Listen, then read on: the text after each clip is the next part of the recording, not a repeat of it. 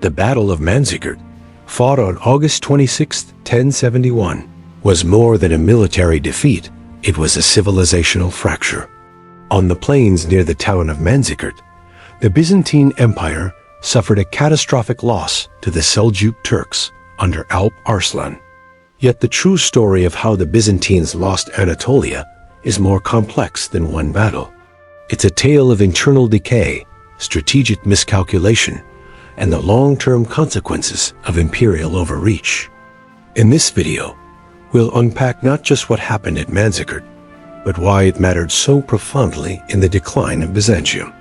By the mid-11th century, the Byzantine Empire was still a formidable power, but it was under immense strain. The military reforms of Basil II had been gradually reversed by a complacent aristocracy. Provincial armies were hollowed out, and the thematic system that had once protected the empire's frontiers was decaying. Politically, Byzantium was unstable, ruled by a series of short-lived or ineffective emperors, culminating in the rise of Romanos IV Diogenes in 1068. Romanos was a soldier emperor who sought to restore military discipline and reassert imperial authority in Anatolia, but his efforts would ultimately end in disaster. Meanwhile, a new threat was emerging from the east. The Seljuk Turks, recent converts to Sunni Islam, were expanding westward into Persia, Mesopotamia, and Syria.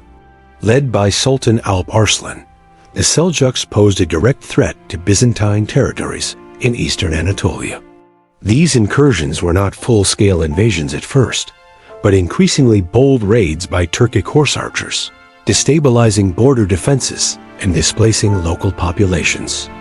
Romanos IV launched a large-scale campaign to confront the Seljuks and secure the empire's eastern frontiers, an act of strategic necessity, but also one driven by political pressure to demonstrate imperial strength.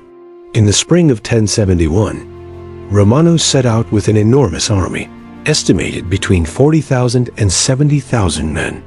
It was a diverse force, including not just Byzantines, but also Norman mercenaries, Pecheneg auxiliaries, Armenians, and Slavs. Crucially, it also included a detachment under the command of Andronikos Doukas, a member of the powerful Doukas family, which opposed Romanos politically. The emperor aimed to retake the fortress of Manzikert, and perhaps even threaten the Seljuk heartlands.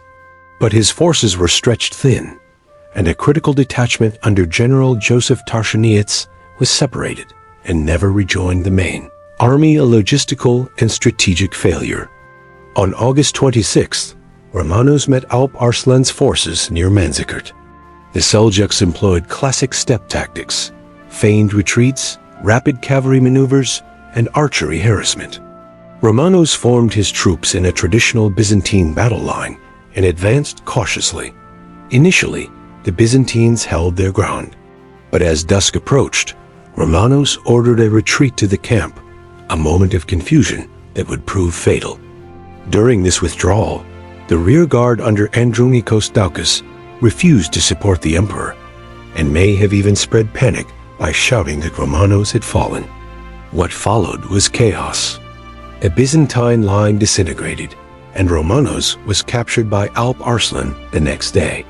Alp Arslan, surprisingly magnanimous, treated Romanos with respect and released him after a brief captivity, extracting a promise of ransom and tribute.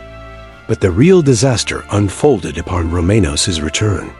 His political enemies in Constantinople had already declared him deposed. He was captured, blinded, a Byzantine tradition for deposed emperors, and died shortly after from his wounds. The real damage, however, was not just to one man, but to the imperial system itself. The defeat at Manzikert shattered the illusion of Byzantine invincibility and exposed the fatal divisions within the state. Contrary to popular belief, the Battle of Manzikert did not result in the immediate loss of Anatolia. What followed was a slow collapse. The empire, now racked by civil war and palace intrigue, could no longer control its eastern provinces. Turkish tribal groups began to stream into Anatolia, settling and raiding with little resistance. Within a decade, large swaths of central and eastern Anatolia were under Turkish control. The foundations of the Sultanate of Rome were laid by these migrations, creating a new Muslim Turkic political order in what had been the heartland of the Byzantine military and economic system. The catastrophe at Manzikert was not just a battlefield blunder. It revealed the rot at the core of Byzantine society.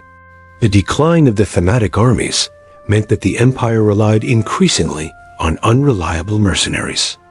Internal factions were willing to sabotage campaigns for short-term political advantage, and the ruling elite had grown detached from the logistical realities of frontier defense. Romano's IV campaign, though well-intentioned, was undermined by these structural weaknesses. Manzikert exposed what happens when imperial ambition collides with internal dysfunction. The collapse of Byzantine power in Anatolia had ripple effects across the medieval world. As the empire lost territory, it also lost tax revenues and manpower. It became increasingly dependent on Western aid, setting the stage for the infamous appeal of Emperor Alexios I Komnenos to the Pope in 1095, which would lead to the First Crusade. Ironically, the Crusades were not only aimed at Islamic control of the Holy Land, but also seen as a way to help Byzantium recover from the losses inflicted at Manzikert. Thus, the battle helped trigger a series of events that would reshape the Christian and Muslim worlds alike. The long-term consequences of Manzikert were not just political, but also cultural. The influx of Turkic peoples into Anatolia gradually transformed the region's linguistic, ethnic, and religious identity. Cities like Konya, Kayseri, and Sivas, once Greek and Christian strongholds, became centers of Turkish Islamic civilization. Within 2 centuries, Anatolia, once the Byzantine Empire's most important province, would become the nucleus of the Ottoman Empire. The battle thus marked the beginning of the end for Hellenistic dominance in Asia Minor. Manzikert was more than a lost battle. It was a moment when the structural fragility of the Byzantine state collided with the rising power of a dynamic, mobile, and religiously energized opponent. The Byzantines didn't just lose to Turkish swords. They lost to their own internal divisions, strategic complacency, and failure to adapt. In the centuries that followed, the echoes of Manzikert would reverberate through Byzantine history until the final fall of Constantinople in 1453. And for the Seljuks, it marked their arrival as the new masters of Anatolia, setting the stage for a millennium of Turkish influence in the region.